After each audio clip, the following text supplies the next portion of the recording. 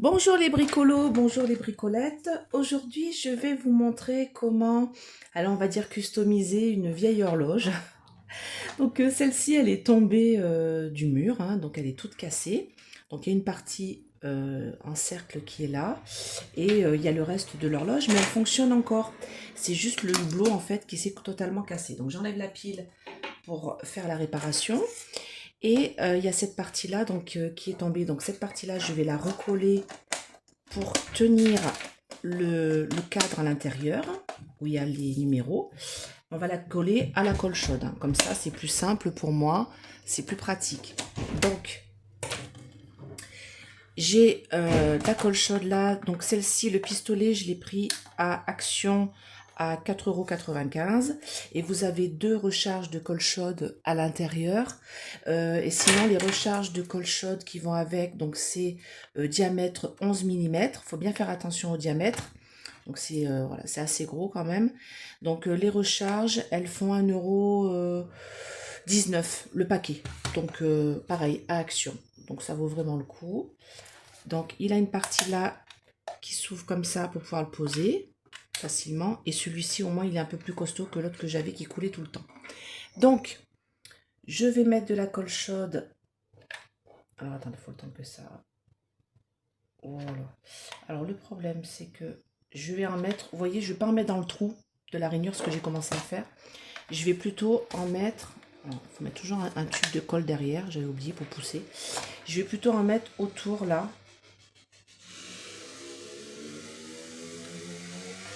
Voilà.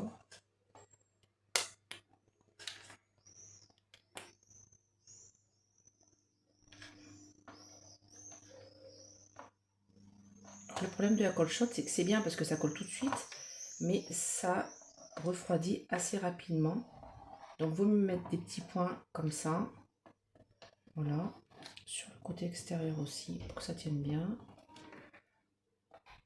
Bon, j'étais pas obligée de remettre le cadre là, mais pour moi, c'était plutôt important parce que sinon, j'avais peur que le cadre à l'intérieur tombe. Donc, il y a des petites encoches ici, c'est ce qui tenait le hublot. Donc, voilà, je vais, vous voyez, avec les vis. Donc, je vais appuyer comme ça. Et puis, je vais, voilà, je patiente un petit peu. Pas longtemps, parce que la cochotte, ça prend vite. Donc, voilà, c'est collé. Donc là, il y a un fil de cochotte qui est tombé, c'est pas grave, on va l'enlever. Voilà. Donc, par contre, là, je répare cette pendule. Mais il n'y aura pas le hublot, parce que ça, je peux pas je peux pas le refaire. Donc elle sera juste comme ça, mais après ça n'empêche pas qu'elle fonctionne bien. Hein. Donc je trouvais dommage de la jeter. Donc à l'intérieur elle est vert d'eau, je sais pas si on voit bien. Voilà. Allez. Voilà, c'est bon. Donc ensuite je vais faire le tour et j'avais envie d'utiliser soit de la toile naturelle, du fil naturel de jute, hein, tout simplement. Pareil, je l'ai pris à Action à 1,78 €. Soit, et je pense que je vais le mélanger avec les mêmes jutes, mais de couleurs. Voilà, j'avais envie d'utiliser du vert. Voilà. Sinon, vous pouvez utiliser aussi ce genre de rouleau, hein, ça fait un peu plus naturel, ça fait plus raffia. Et d'ailleurs, je vais vous donner une technique pour ouvrir ce genre de bobine, parce qu'il ne faut pas tout enlever le plastique et tout tirer par l'extérieur. Vous voyez le fil là, on voit bien à l'intérieur, vous voyez, il est ici. Donc, vous faites un petit trou à l'intérieur du plastique, et là, votre fil se déroule par l'intérieur. D'accord? Vous n'avez pas comme ça à le sortir et à tout démêler, du coup, à vous retrouver avec un fil emmêlé qui vous embête. Donc, c'est pareil pour toutes les bobines, sauf bien sûr pour celles-ci, qui, elles, sont enroulées autour d'un tube de bois. D'ailleurs, je pensais le tube de bois, je pense que je vais m'en servir. Donc ici, on a du scotch, là. Voilà. Donc, je pense que je vais utiliser cette couleur-là. Ça me paraît pas mal. Et en fait, je vais le coller tout autour du cadre. Alors, je ne vais pas m'embêter. Vous voyez, je vais partir d'ici. Je vais le coller ici. Et je vais le coller au fur et à mesure tout autour. D'accord? Je vais le dérouler et je vais mettre un peu aussi du naturel. Alors, je vais commencer par le haut. Je mets une pointe de colle. Voilà.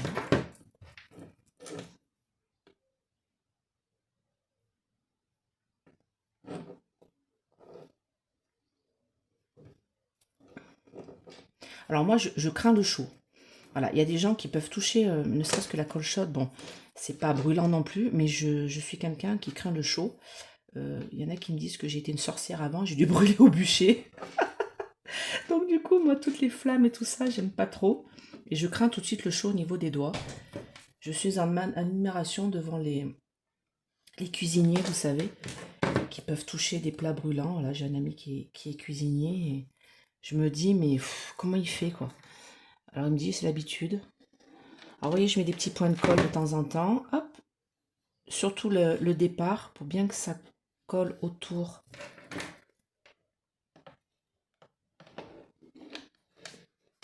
D'ailleurs, j'utilise même pas le... Je suis en train de regarder le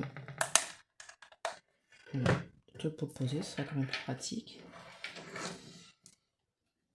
Hop là. Voilà.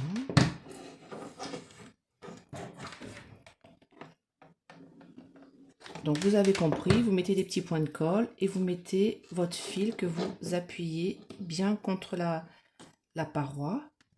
Voilà. Donc pareil, hein, si vous avez une pendule que vous voulez customiser le tour, vous voulez la faire un petit peu plus naturelle parce que vous avez une déco nature chez vous, vous voulez changer, voilà, vous n'êtes pas obligé d'aller en racheter une autre. Hein. Vous pouvez très bien autour du hublot, parce que généralement il y a un cadre qui entoure le... Voilà, il y avait un cadre ici vert anis qui entourait le hublot. Et donc n'hésitez pas, hein, voilà, vous pouvez mettre du fil dessus comme je le fais là, d'accord, sur le cadre. Alors, hop, donc là on passe...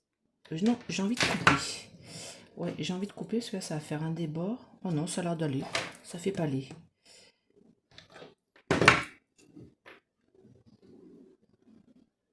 Voilà, je mets la colle chaude bien dessous pour pas qu'on la voie. Voilà. Allez, c'est reparti. On fait un deuxième tour avec le vert pour qu'ils se voient un peu quand même.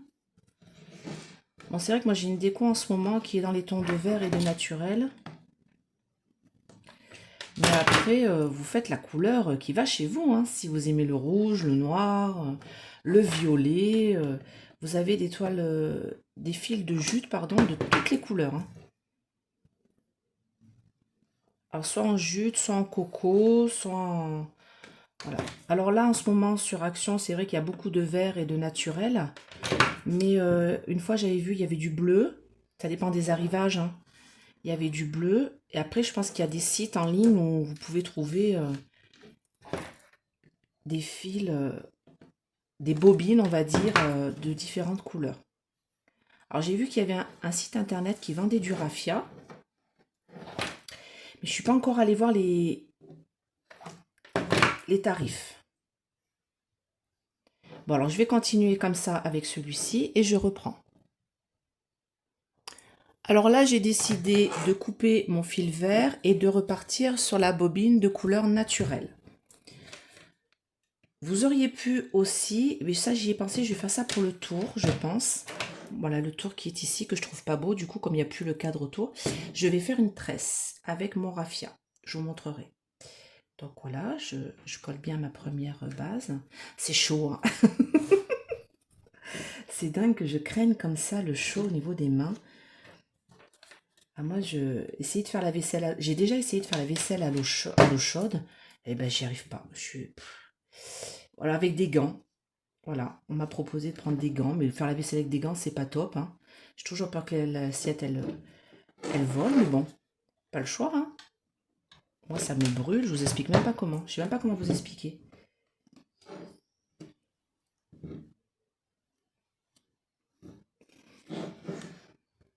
Hop. Voilà, alors je sais pas si vous voyez bien. Ouais. Donc, vous voyez, je mets un peu de colle chaude, une petite bande. Je prends mon fil Et je le colle dessus, bien sûr, pour pas qu'on voit la colle chaude par transparence. Bon, généralement, quand ça sèche, ça devient quand même transparent, mais ça fait un petit boudin blanchâtre, donc c'est pas très chouette. Il faut vraiment mettre la cordelette dessus, hein. Donc, faut pas mettre trop de colle chaude, hein. De toute manière, ça tient bien, hein, la colle chaude. Vous savez que dans les magasins, les petits meubles que vous pouvez avoir, les petits meubles en osier, tout ça, c'est collé avec de la colle chaude, hein. Faut pas vous leurrer, hein. Ils s'embêtent pas, hein. Donc c'est toujours bien d'avoir un pistolet à colle chez soi. Vous voyez, en plus c'est entre, allez, pour les plus petits, 2 euros. Entre 2 et 5 euros, vous pouvez en trouver. Après, vous avez les gros de professionnels, hein. Je ne dis pas, hein.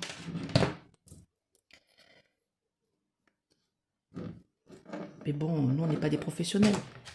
Donc là, je vais reprendre un autre tube. Donc ceux-là sont plus longs que ceux qui sont donnés avec le pistolet à colle. Il faut toujours mettre un autre tube pour pousser. D'accord? Au bout d'un moment, ça ne pousse plus la colle. Donc il faut mettre un autre tube derrière pour pousser, tout simplement.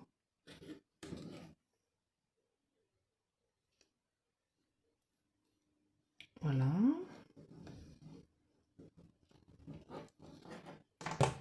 Donc je vais faire un deuxième tour et je vous montre tout ça. Alors voilà, mon deuxième tour est terminé. Et maintenant, j'avais envie de faire une tresse. Donc, pour pouvoir faire le tour qui est un peu plus épais et qui est sur le côté. Donc, je vais faire ma tresse avec les 3 couleurs, du coup, le vert foncé, le vert un tout petit peu plus clair et le couleur naturelle. Donc, pour faire une tresse, moi, généralement, je fais 4 fois le tour avec le fil pour être sûr d'avoir la bonne longueur. Même si j'en ai un petit peu plus qui est en plus, c'est pas gênant. Donc, vous voyez, je fais comme ça. Je fais le tour une fois. En gros, hein.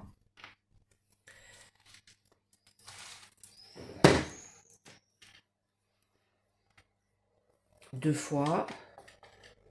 Normalement, 3, ça devrait suffire. Mais comme je ne veux pas me retrouver un petit... Oh, quoi que je peux peut-être faire 3. Moi, je pense que 3, ça devrait suffire.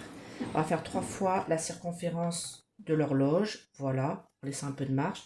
Et je coupe. Voilà. Du coup, hop, je ne vais pas m'amuser à refaire à chaque fois. Je reprends le bout de mon raffia. Enfin, c'est pas du raffia, ça, c'est la corde de la toile de jute. Je vais prendre le vert et je vais tirer la même longueur. Oups là, voilà, c'est tombé par terre, mais c'est pas grave.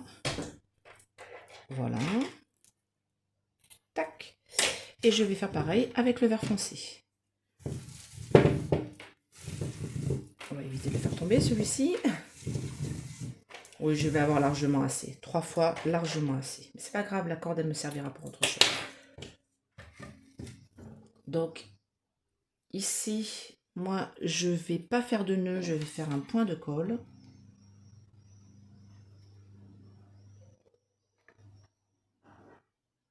Voilà. Donc oui, il faut toucher avec les doigts. Non, je vais prendre un petit bout de plastique pour l'étaler. Voilà. Impeccable.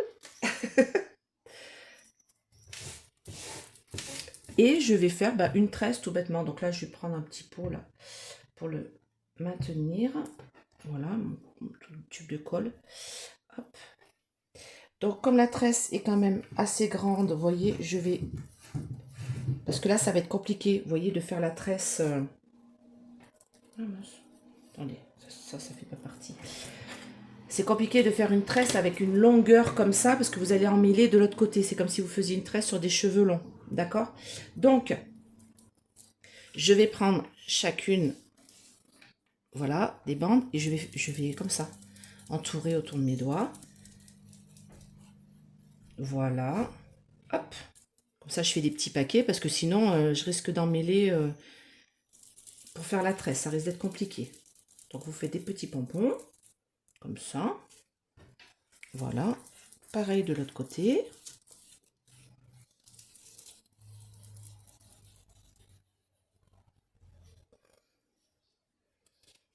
Voilà. Et là, vous faites votre tresse. Donc, hop. Bon, vous savez faire une tresse, hein.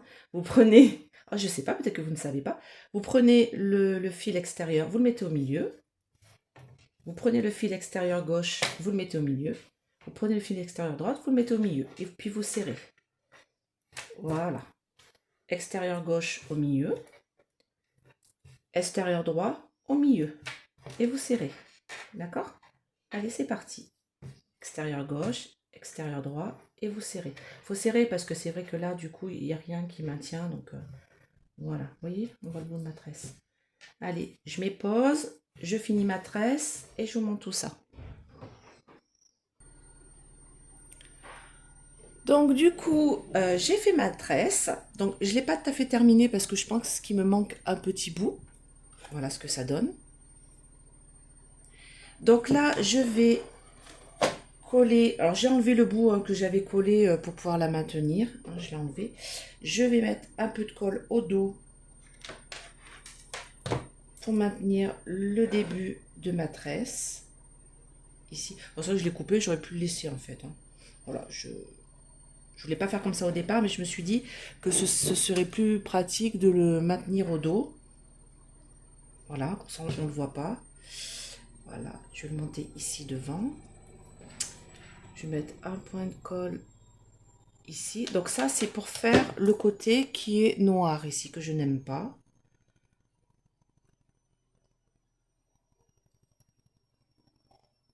Voilà. Donc là, je colle au-dessus. Et puis, bah, c'est parti. Hein. Je mets des points de colle le long.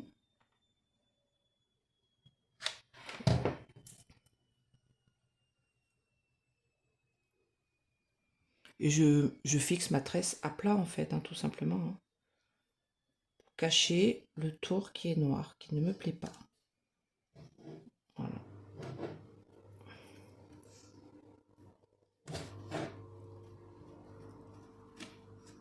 Donc bien sûr, tous les petits bouts de colle comme ça s'enlève après, hein, vous inquiétez pas. Hein. Ça s'enlève très très bien. Donc là, j'appuie bien fort pour pas qu'on voit la colle sur le côté. Voilà. Allez, c'est reparti.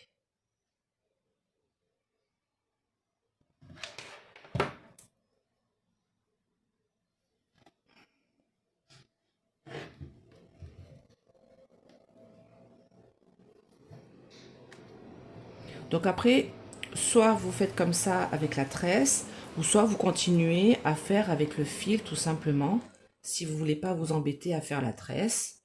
Ou alors vous utilisez du raffia aussi. Le raffia, c'est un petit peu plus épais, donc comme ça, vous n'avez pas besoin de faire de tresse ou vous embêter. Hop là.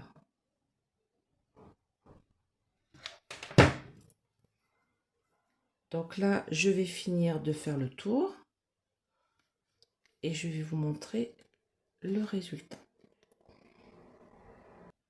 Alors, j'ai terminé de faire le tour. Voilà. Je vais refaire un petit point de colle au dos pour pas que ça se voit. Hop. Je pose mon petit bout. Je vous montre. Ma fin de tresse sur le point de colle. J'appuie fort. Voilà, je vais en mettre un peu de colle dessus, comme ça, ça ne bougera pas. Pareil de l'autre côté. Voilà. Je prends une paire de ciseaux, je coupe ce qui est en trop. Bon, je laisse sécher, moi, je vais pas toucher. Je vais pas me brûler. Voilà, allez, hop. Voilà. Et maintenant, je vais vous montrer, parce que je n'aime pas le bord alu, là, et je n'aime pas la couleur des aiguilles non plus aluminium. Je trouve que ça fait pas assez naturel. Donc, je vais vous montrer comment je vais faire pour changer le tour ici et les aiguilles.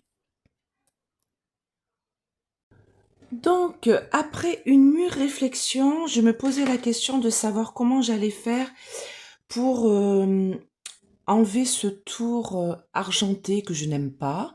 Je trouve que ça fait trop moderne, ainsi que la couleur argentée des aiguilles. Alors au départ, je voulais coller bah, voilà, du fil de couleur autour. Et puis, en fait, je vais peindre.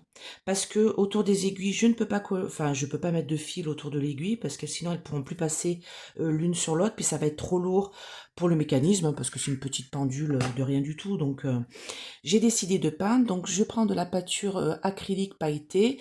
Celle-ci, je l'ai trouvée sur Shein. Ça fait un petit bout de temps que je l'ai achetée. Le pot, ça coûte environ 1,80 €, 1,90 € selon la couleur que vous prenez. Il y a tout un tas de couleurs. C'est mordoré, c'est super beau, c'est un peu pailleté. Donc, pourquoi je l'ai pris sur Shein? Parce que je ne l'ai pas trouvé ailleurs. Voilà, la couleur que je voulais. Je voulais du vert comme ça, un peu sapin, mais pailleté. Donc, vous ouvrez le pot. Je m'en suis mis plein les doigts, c'est pas grave. Et ce que je vais faire, c'est que comme moi, j'ai un espace sous le... Ah, j'ai une petite cordelette qui tombe.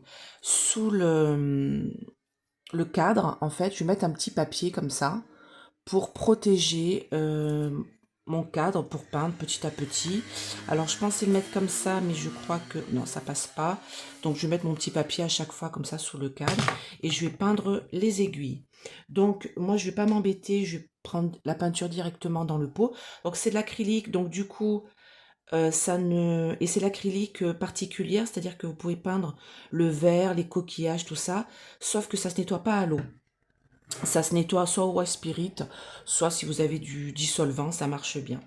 Donc du coup, j'ai pris ce verre-là parce que c'était le verre que je voulais, mais après, vous mettez la peinture que vous aimez. Donc je vais faire comme ça, vous voyez, et pour protéger mon cadre à l'intérieur, je vais mettre ce petit papier. Voilà. Donc je vais faire comme ça. Donc, vu comment ça fait la couleur, je pense que ça va nécessiter 2 couches.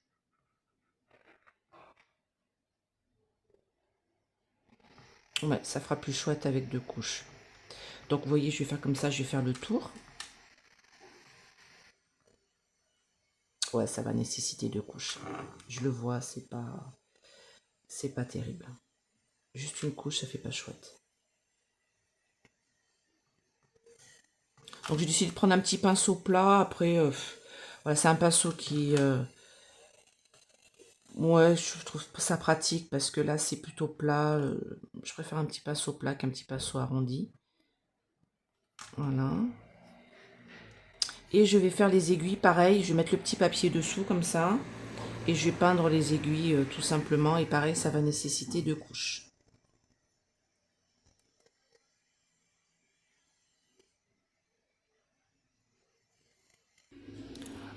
Alors voilà la première couche de mise sur les aiguilles et le cadran autour. Bon, je vais remettre une autre couche parce que vous voyez, c'est pas très chouette. Donc je vais attendre que ça sèche et je vais remettre la deuxième couche.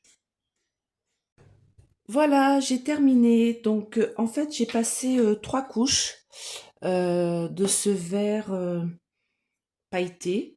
Je précise que j'ai dit tout à l'heure que ça se nettoyait au White Spirit, mais pas du tout en fait, c'est vraiment une peinture acrylique pailletée et ça se nettoie, le pinceau se nettoie à l'eau. Voilà, je me suis rendu compte en nettoyant. Donc en fait, c'est super. Donc ça, je l'ai acheté sur Shein. J'ai acheté du doré, du rouge, du bleu, du violet, voilà, le petit pot fait fait entre 1,70 € et 2,20 € selon la teinte que vous voulez. Donc c'est quand même un gros pot, vous avez de quoi faire. Donc là, du coup, ben, j'ai terminé. J'ai remis la pile. Moi, pour moi, je trouve que c'est super. Enfin, moi, j'aime beaucoup. Après, vous faites la couleur que vous voulez. Il aurait fallu, en fait, que je peigne le cadre et les aiguilles avant. Mais je ne savais pas si j'allais mettre du raffia autour de ce petit cadre gris, euh, argenté, ou alors mettre du raffia. J'hésitais entre, voilà, mettre du raffia ou peindre. Mais en fait, je trouve plus joli peint. Donc voilà ce que ça donne sur le côté, voilà, avec la tresse, les 2 couleurs. Donc je vais vous prendre la photo sur le mur. Comme ça, vous verrez directement ce que ça donne en finale. Mais je suis assez contente de moi, au lieu de la jeter, elle fonctionne très bien. C'est juste qu'il manque le hublot, en fait, tout simplement, hein. Mais j'aime beaucoup. Donc ça ira très bien avec la déco de chez moi. Voilà. Bye bye les bricolos, bye bye les bricolettes.